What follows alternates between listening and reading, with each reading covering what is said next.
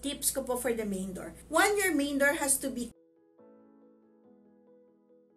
clean. Okay? Hindi po dapat yan nababarahan ng kahit ano. Regardless of direction, dapat po ang main door po ninyo maaliwalas. Dapat from the outside, malinaw ang entrance mo, easily locatable ang iyong door. Tapos pagpasok mo, try to have a bright hall. Mas maganda po yan kapag ka mas maluwag. Now, in the event, ang bahay nyo hindi ganun, this is where feng shui actually works best. Okay? But this one, I'm giving you the general rules. Kailangan po, ikumpleto nyo yung 5 elements. Ang 5 elements po na kailangan ninyo dyan, it has to have fire. Lista nyo po It has to have metal, it has to have wood, it has to have water, and it has to have earth. Okay? Now, definitely po, ang pintuan ninyo sigurado ay gawa ng kahoy. O kaya po yung doorknob nyo ay metal. So, we have 2 already of that one. And then, the fire is yung ilaw nyo po.